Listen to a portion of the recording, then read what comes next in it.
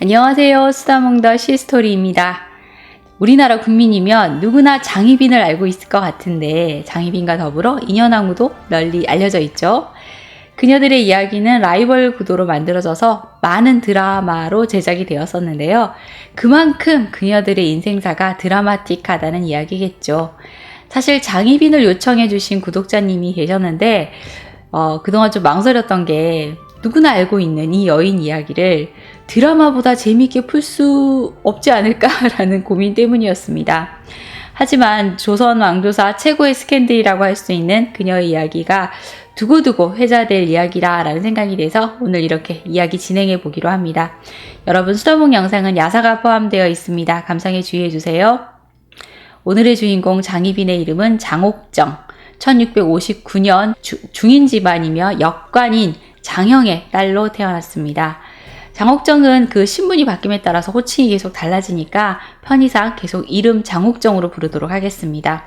장옥정의 아버지 장형이 일찍 사망을 하면서 장옥정과 그의 가족을 거둔 것은 숙부 장현이었습니다. 장현은 현종 10년 1669년 사촌 동생 장형이 사망을 하자 장옥정과 그녀의 오빠 장희재 그리고 어머니 윤씨를 거둬 돌보게 되는데 이때 장옥정의 나이 11살이었다고 합니다. 인동장씨 집안은 조선 대대로 역관을 지낸 집안이고 중국을 오가며 국제무역을 통해 많은 재산을 모았습니다. 장현은 효종의 동생 임평대군이 청나라 사신으로 갈 때 모시고 가면서 황실과 인연을 맺었고 사무역을 통해 큰 돈을 벌어들였습니다. 장옥정은 조선 최고의 거부인 장현의 집안에서 꽤 풍족하게 지낼 수 있었던 것 같습니다. 장옥정의 외삼촌 윤정석은 유기전의 면포상인이었으니까 또 엄청난 부를 쌓고 있었고 오빠 장희재는 이후 무과일 급제에 내금위에 재직하게 되죠. 장옥정이 등장하는 많은 드라마를 보면 장옥정의 어머니 윤씨가 조사석 처가의 노비여서 어머니도 노비 신분이었고 어머니 윤씨가 조사석과 사통하는 사이였다라는 묘사가 많은데요. 이것은 왜곡된 사실입니다. 숙종실록에 장희빈의 모는 조사석 처갓집 집안의 노비이고 또 그 당시 조사석과 사통했다더라 라고 적힌 부분이 있는데요. 이것은 인현왕후의 둘째 오빠인 민진원이 한 말을 기록한 것으로 진실성이 없습니다. 그리고 그 후 실록에 사실이 아니라는 기록이 들어가 있죠. 장옥정의 할머니가 당시 조선 최고의 부자 변승업의 당고모니까 장옥정의 부모님의 결혼은 최고 갑부집안과 역관 집안의 혼사라고 할 수 있겠습니다.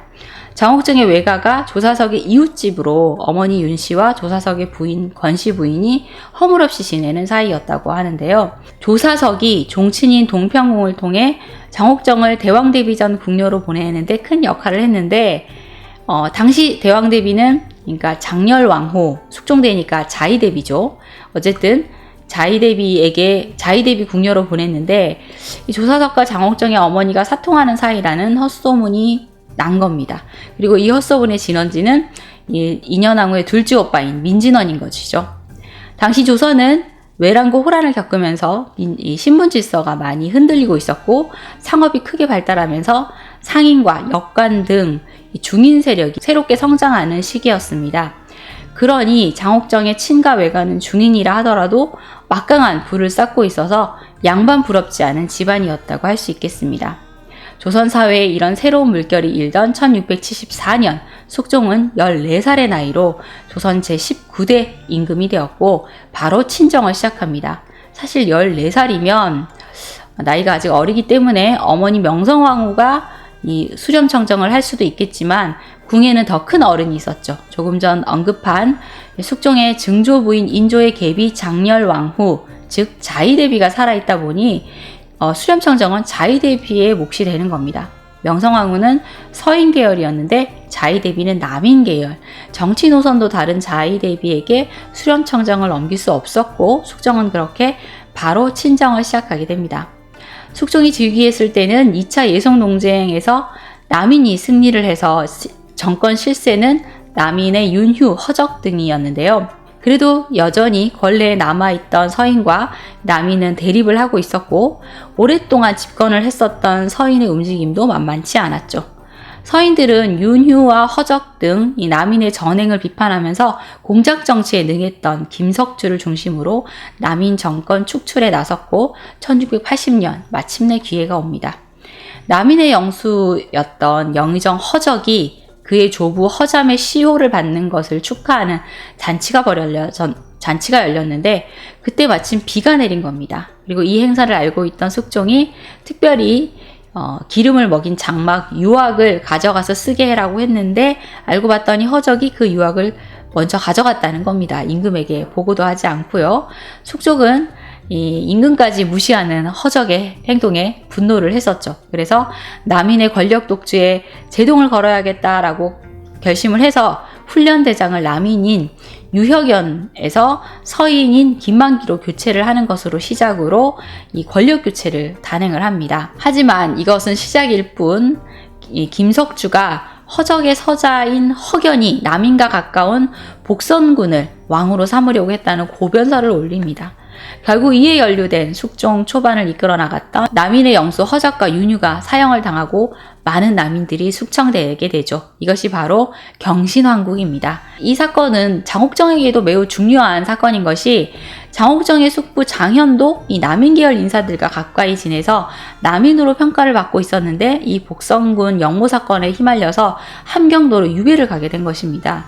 조선시대에도 정경유착은 당연한 듯이 일어났고 장현도 정치인들과의 관계 속에서 막대한 부를 쌓았었는데 그가 남인을 선택한 것이 자충수가 되었던 것이죠.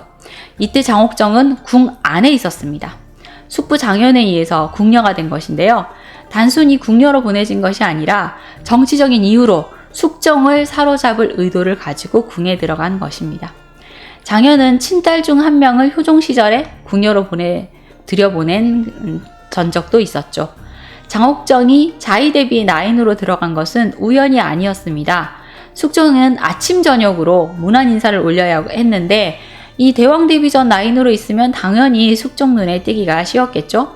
자의 대비는 서인에 대한 감정이 좋지 않았기 때문에 숙종의 어머니 명성왕후 김씨 또 숙종의 왕비 인경왕후 사후에 계비로 들어온 인현왕후가 모두 서인 출신인 것이 좀 못마땅했습니다. 그래서 남인 계열의 장옥정을 특별히 아꼈다고 하네요. 1680년 숙종의 정비 인경왕후가 1680년 그러니까 경신왕국이 일어나던 그 해 숙종의 정비 인경왕후가 20살의 나이로 천연두를 앓다가 사망하게 됩니다. 부인을 잃고 적적한 마음을 가졌던 숙종의 눈에 든 궁녀가 있었으니 그 궁녀가 바로 장옥정입니다. 아름다운 옥정의 모습은 역시 숙종의 마음을 사로잡은 것이죠. 장옥정은 실록에 잠옷 아름다웠다 라고 그 외모가 기록될 정도니 미색이 뛰어난 여인임은 분명했던 것 같습니다. 1680년 10월 인경왕후가 사망을 했는데 11월쯤 숙종이 장옥정에게 승은을 내렸다고 하니까 마음이 좀 급하긴 했나 봅니다. 이렇게 숙종의 승은을 입은 장옥정, 이제 날개를 다나 싶었는데 방해 요소가 생깁니다. 아들과 동침한 궁녀가 누구냐 조사를 하게 된 명성왕후는 장옥정이 장현의 조카딸임을 알게 되고 남인에게 힘이 될 수 있는 장옥정을 궁 밖으로 쫓아냅니다. 그리고 이듬해 1681년 1월 왕비 간택령이 내려졌고 경신왕국 이후 정권을 잡은 서인 계열의 민유중의 딸이 간택되어 인현왕후가 됩니다. 인현왕후가 궁에 들어온 것은 15살. 변덕심한 젊은 왕 숙종을 받들고 대왕 대비 왕 대비를 받들며 비빈들을 거느리는 막중한 일들을 힘겹게 해내고 있었는데 1년쯤 지난 후 숙종이 또 천연두를 앓게 됩니다. 당시 천연두는 목숨을 잃을 수도 있는 큰 병이었기 때문에 명성왕후는 아들의 병에 너무 놀라서 초겨울임에도 불구하고 냉수로 목욕제기를 하고 삼신에게 아들의 쾌유를 빌었죠. 다행히 숙종은 천연두를 이겨내는데 이때 너무 무리를 한 탓인지 1683년 이 명성황후가 사망을 하게 됩니다. 그리고 다음 수순은 뭘까요? 숙종은 어머니가 쫓아낸 장옥정을 다시 궁으로 불러들입니다. 장옥정이 출궁에 있었을 때는 당시 인조의 5째 아들 승선군 집에 머물고 있었는데 왕실 종친이 승은을 입고 쫓겨난 궁녀를 돌보는 것은 그렇게 뭐 자연스러운 일은 아니었을 것 같아요. 아마도 자의대비의 부탁으로 그리한 것이 아닌가 싶습니다. 그리고 장옥정이 궁으로 돌아올 수 있도록 결정적인 역할을 했던 것은 인현왕후라는 것이 또 아이러니하죠. 인현왕후는 왕의 사랑을 받는 궁인이 민가에 나가 있는 것은 옳지 않다며 명성왕후에게 장옥정을 불러들이자는 간청을 했었습니다.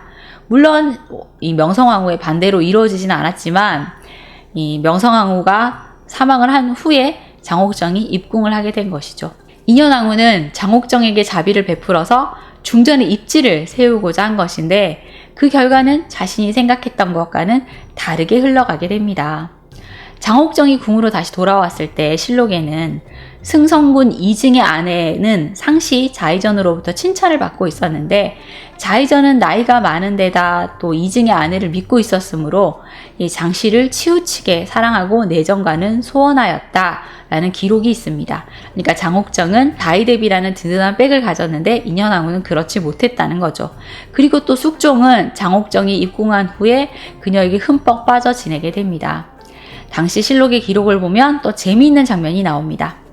장씨를 수건으로 삼았다. 나인으로 뽑혀 궁에 들어왔는데 얼굴이 아름다웠다. 어느 날 임금이 희롱하자 장씨가 달려가 내전으로 뛰어들었다. 제발 나를 좀 살려주십시오 라고 하였는데 이는 인현왕후의 기색을 살피기 위함이었다. 중전이 시키는 일에 공손하지 않아 종아리를 때리게 하니 장씨가 원한과 독을 품었다. 그러니까 장옥정이 숙종이랑 나 잡아봐라 놀이를 하며 놀다가 일부러 인현왕후가 있는 내전으로 뛰어들어서 인현왕후의 속을 뒤집었다는 겁니다. 그런데도 인현왕후도 가만히 당하고만 있지 않아요. 인현왕후는 숙종의 총애를 믿고 방자하게 군다며 장옥정을 불러 종아리를 치게 했다는 거죠.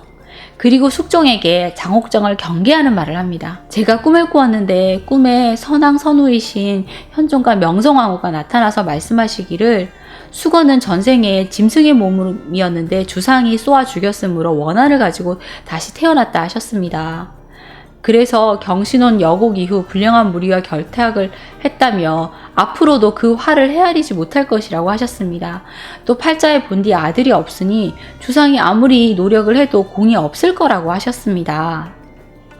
자, 우리가 알고 있는 인현왕후의 덕 있는 모습과는 사뭇 다른 모습이죠. 그녀도 여인이었으니까요. 그리고 인현왕후와 서인들은 숙종의 애정을 분산시키기 위해서 김창국의 딸을 후궁으로 맞아 후궁 김씨가 입궁을 해서 종일품 귀인 자리에 올랐는데 숙종의 애정을 끌어내지는 못합니다. 숙종은 여전히 장옥정을 총애했고 장옥정은 정입품 소위 첩지를 받아 권례 화려한 별당까지 선물 받게 되는데요. 바로 치선당이죠. 숙종이 장옥정을 이렇게 총애를 하자 장옥정의 오빠 장희재는 이 남인들과 다시 연대를 구축하게 되었고 서인들은 이 모습에 긴장을 하면서 장희빈을 견제하는 소를 올리게 됩니다.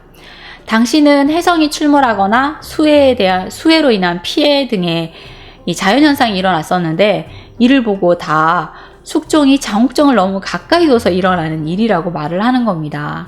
자연재해를 두려워하고 수성에 힘쓸 것을 권하는 상소를 계속 올리는 거죠. 장옥정을 내쫓아 밝은 정치에 누를 끼치지 말게 하소서. 숙종은 감히 왕의 사생활까지 간섭을 한다며 분노를 했고 이 때문에 서인들과 사이에 금이 가며 기사왕국의 조짐이 보이게 됩니다. 1688년은 장옥정에게 슬프고도 기쁜 해였죠. 자신을 아낌없이 사랑하고 애정을 보여주었던 자의대비가 그해 8월 사망을 했고 그해 10월에는 출산의 기쁨을 얻게 됩니다. 장옥정은 훗날 경종이 될 왕자 윤을 낳는데요. 그러고 보면 인현왕후의 꿈의 예언은 맞지 않은 것 같네요. 28살의 나이로 첫 아들을 얻은 숙종은 뛸 듯이 기뻤습니다. 이렇게 기쁜 순간 불미스러운 일이 일어나죠. 장옥정의 어머니가 아들을 낳은 딸을 보살피기 위해 8명이 매는 옥교를 타고 입궐을 했는데 사원부 관리가 가마를 압수하고 종을 잡아다가 죄를 다스린 겁니다. 옥교는 덮개가 있는 가마인데 3품 이상의 관리에 집안 여성들만 탈 수 있었고 이걸 어길 시에는 곤장 80대에 처하도록 법으로 정해져 있었는데 사실 따져보면 장옥정의 어머니는 역관 집안이니까 옥교를 탈 수 없는 신분이었던 거죠. 하지만 자신의 딸이 숙종의 총애를 받는 후궁이고 또 왕자까지 생산을 했으니 나도 옥교 좀 탈 수 있다 라며 옥교를 타고 당당히 입궁을 하려고 했던 겁니다. 숙종은 왕자의 외할머니에게 이런 모욕을 줬다며 완전 분노해서 사원부 법리들을 잡아 다스렸는데 얼마나 세게 때렸는지 이들이 사망하기에 이르렀다고 합니다. 그리고 숙종 15년 1월 숙종은 대신들에게 태어난 지 3개월밖에 되지 않은 왕자에게 원자의 명호를 내린다는 선포를 하고 장옥정은 정일품 희빈으로 책봉되어 우리가 잘 알고 있는 장희빈이 됩니다. 대신들은 중전의 나이가 한창인데 뭐가 그리 급하시냐, 혹시 적장자가 나오면 어쩌려고 그러시냐 라며 숙종을 말렸는데 숙종은 물러서지 않고 왕자를 원자로 삼아 종묘사직에 고묘하도록 하죠.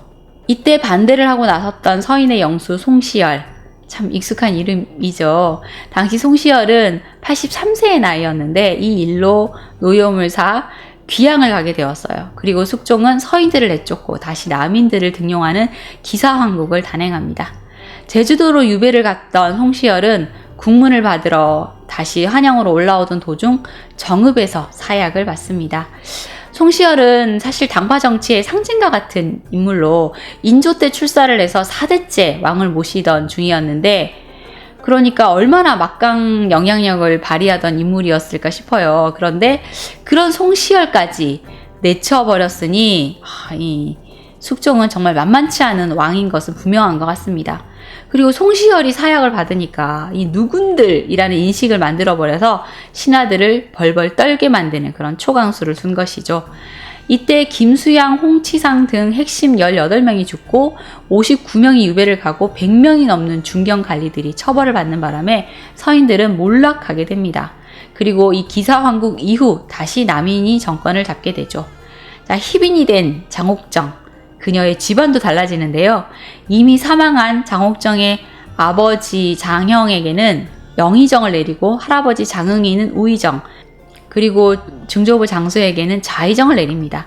후궁의 3대까지 증직을 내리는 것은 일찍이 없던 일로 이는 장옥정을 왕비의 자리에 앉히기 위한 준비 작업이라 할 수 있겠네요. 숙종은 인현왕후가 선왕들의 하교를 빗대어 장희빈을 모함한 것은 성종대의 폐비 윤씨보다 더한 죄라며 그녀를 폐출하고 희빈 장씨를 왕비로 삼겠다는 선포를 합니다. 기사황국으로 나라가 위태롭게 되고 끝내 중전까지 물리치는 병고가 생긴 것은 장씨로 인해 임금의 눈이 어두워졌기 때문이다.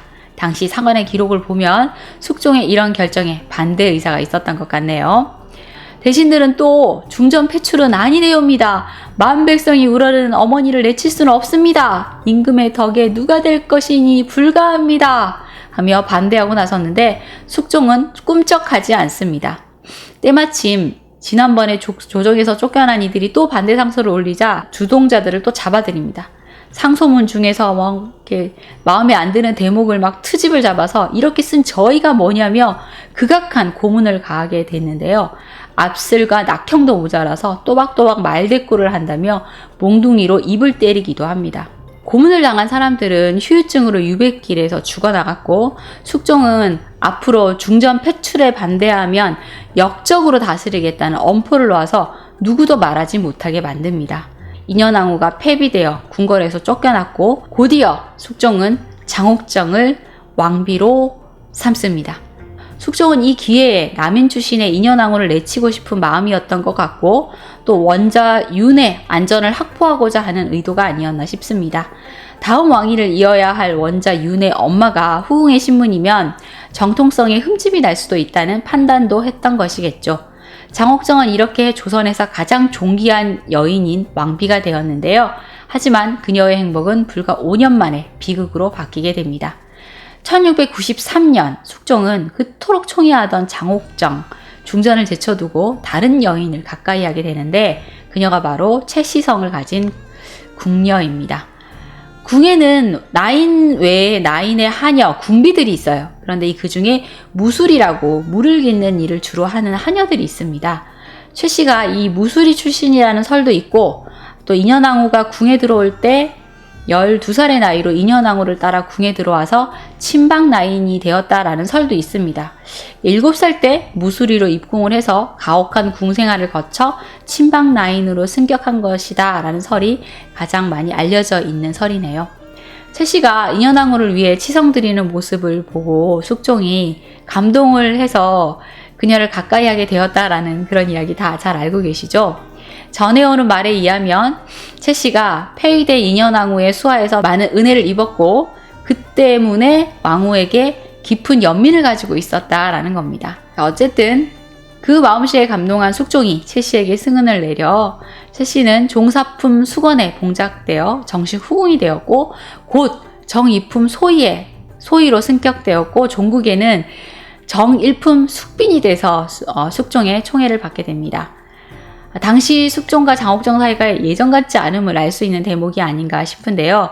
아무리 아름다운 여인이라도 나이를 먹으면 조금씩 늙어가기 마련이니까 숙종의 마음도 조금씩 멀어지고 있었던 것 같습니다. 자, 이렇게 장옥정에 대한 애정이 식자 인현왕후를 폐위시킨 일을 후회하기까지 합니다. 장옥정은 불안했죠. 자신이 궁녀 출신에서 왕후가 된 몸이니까 숙빈 채씨에 대한 질투가 폭발했고 불안과 분노로 이성이 종종 마비가 되었습니다.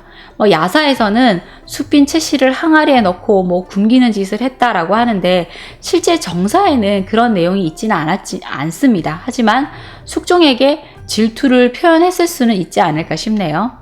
장옥정은 사실 두 번째 아들을 낳았지만 일찍 사망을 했고 숙빈 채씨는 첫째 아들은 태어난 지 2달 만에 사망을 했지만 다음에 또 아들을 낳습니다. 그 아들이 바로 연인군, 바로 영조인 것이죠.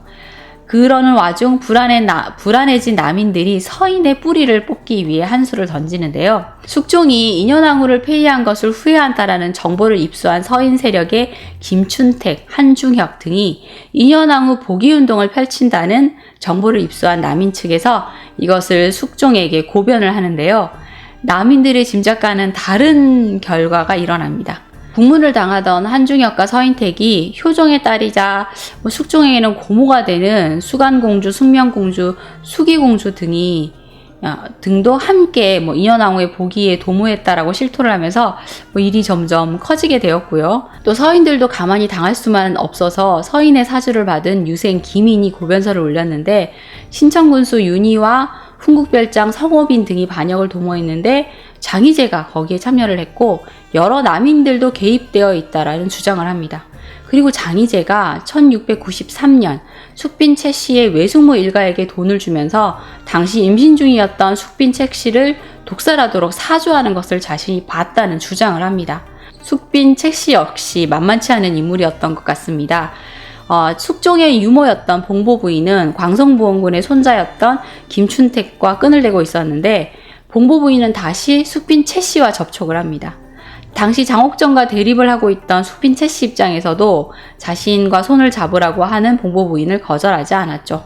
숙빈 채씨는 서인들의 주장과 같이 남인들이 자신을 독살하려 한 것은 사실이라며 눈물로 호소를 해서 숙종이 남인들을 의심하게 만듭니다. 자, 숙종은 남인과 서인의 양측 주장을 듣고 어떤 판단을 하게 됐을까요? 당시 중전 폐출에 대한 민심이 나날이 나빠졌고 이 사건을 빗댄 김만중의 한글 소설 사시남정기가 베스트셀러가 되어 있었습니다.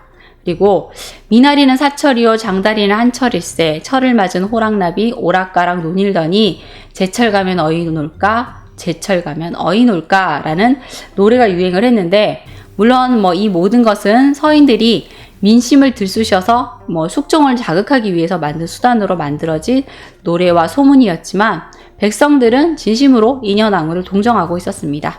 민심은 천심이다 보니 숙종은 이런 민심을 어루만져야 했는데요. 또 남인에게 너무 힘을 실어준 것이 아닌가라는 판단을 했기 때문에 이번에는 서인들의 손을 들어주기로 합니다. 1694년 남인들을 축출하고 다시 서인을 등용하는 갑술황국을 주도한 것인데요.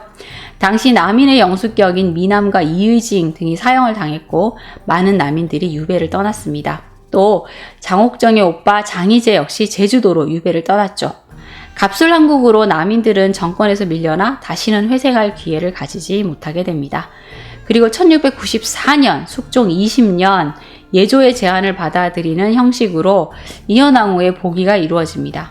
숙종이 사람을 보내서 인현왕후의 안부를 묻는데 외부와는 일체단절한 채 살아가고 있고 마당에는 풀이 무성해서 보는 이의 마음이 아팠다라는 보고를 받게 됩니다.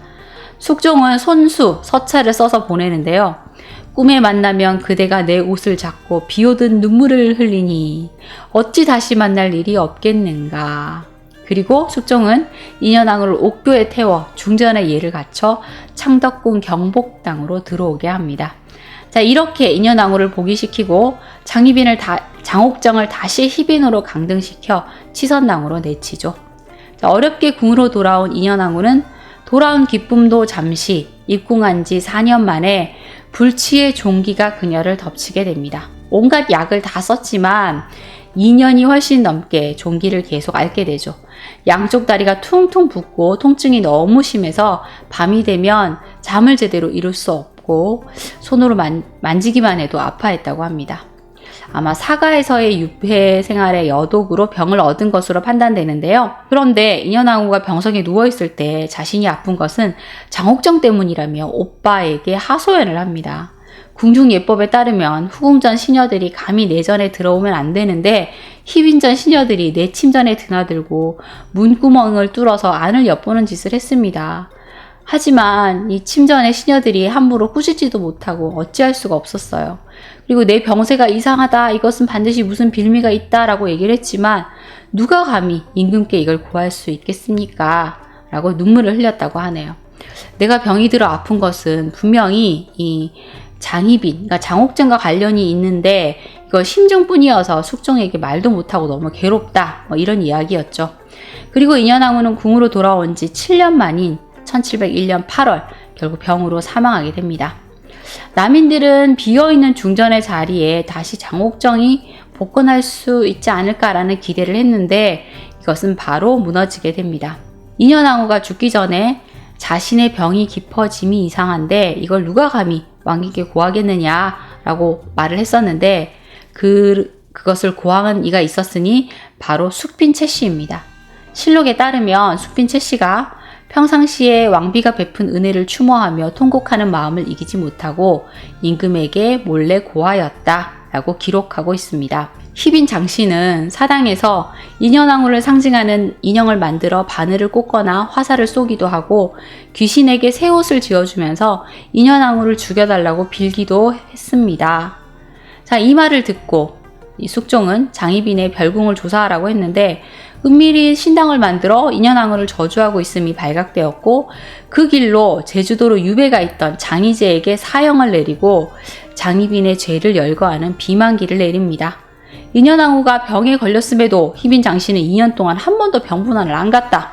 중궁전이라고 하지 않고 항상 민씨라고 말했고 민씨는 실로 요사스러운 사람이라고 말했다.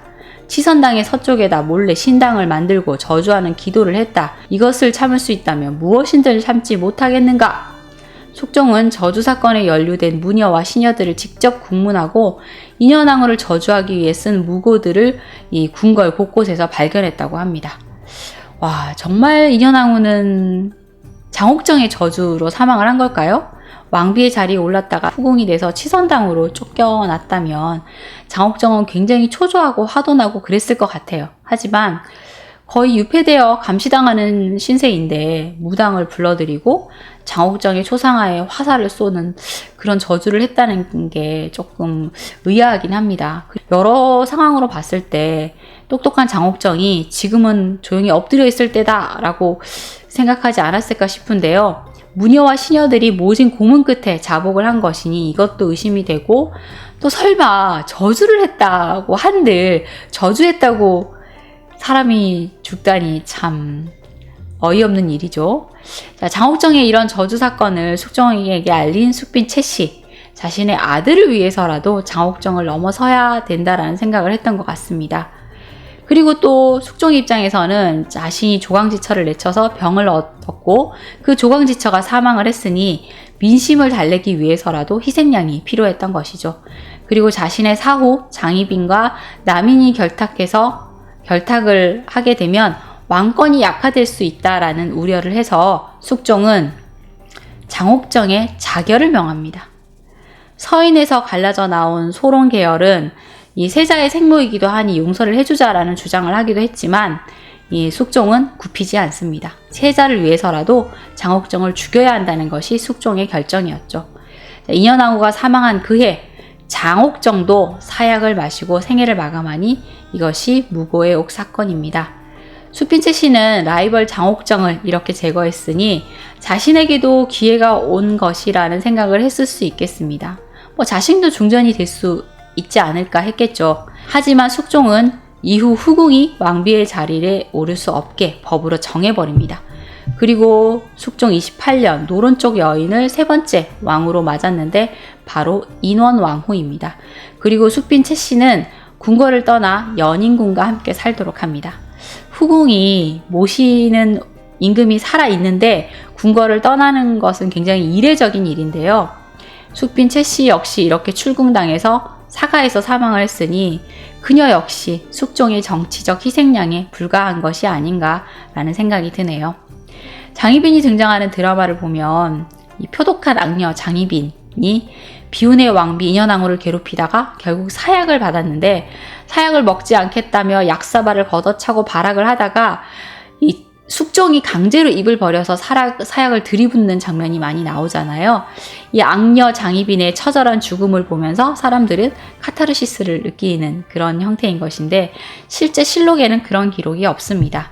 그리고 사사당할 때 아들 경종의 하초를 꽉 쥐고 놓지 않아 경종의 생식 기능이 상실됐다는 야사가 나돌기도 했지만 이 역시 장옥정의 악독함을 부각시키기 위한 이야기일 뿐 경종은 원래 몸이 약한 데다가 어머니의 죽음 이후 몸이 더 쇠약해진 것 뿐입니다.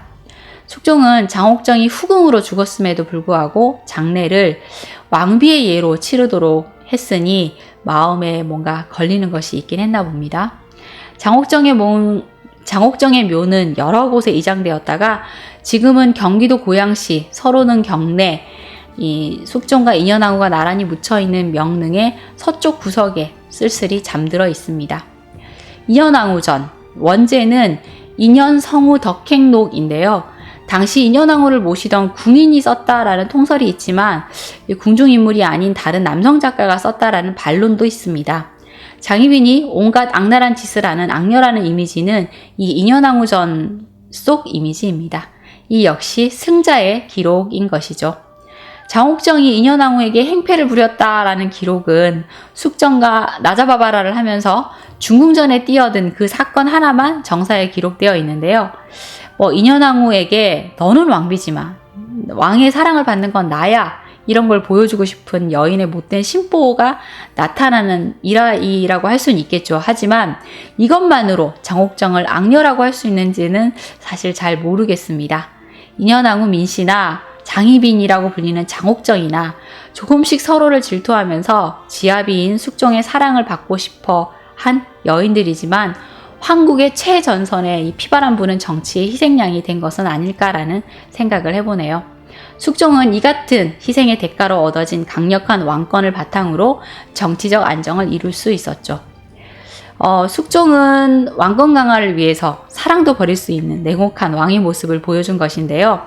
사실 우리가 장희빈에 나오는 드라마에서 숙종의 모습을 워낙 많이 봐서 장희빈의 치마폭에 쌓여 조항지쳐 인현왕후를 내친 왕 이런 이미지로만 기억하고 있는데 사실 그의 치세를 살펴보면 많은 업적이 있습니다. 대동법 전국 실시, 상평통보 전국 유통으로 이 조선 후기의 상업 발달과 사회 경제 발달에 크게 기여를 했었고요. 잦은 미행과 어사 파견으로 백성들의 삶도 두루 살폈고 또 백두산 두만강으로 국경을 확정짓는 백두산 정계비도 설치를 합니다. 그리고 두 번의 전란을 겪으면서 그걸 교훈으로 삼아서 북한 산성을 증축하고 또 강화도를 방어진지로 개축하는 등 국방력 강화에도 많은 힘을 썼죠. 두 번의 전란 이후 동요된 사회에 대한 수습과 재정비를 해서 사회를 안정시킨 왕으로 평가할 수 있는 겁니다. 자, 그렇다 하더라도 피해 황국 속 희생된 여인들의 삶과 죽음은 여전히 안쓰럽게 여겨지네요. 오늘은 궁녀의 신분으로 왕비가 되었지만 결국 자결로 삶을 마감해야 되겠던 장옥정, 장희빈 이야기 해보았습니다. 여러분 좋아요와 구독 부탁드립니다. 지금까지 수다몽더 시스토리였습니다. 감사합니다.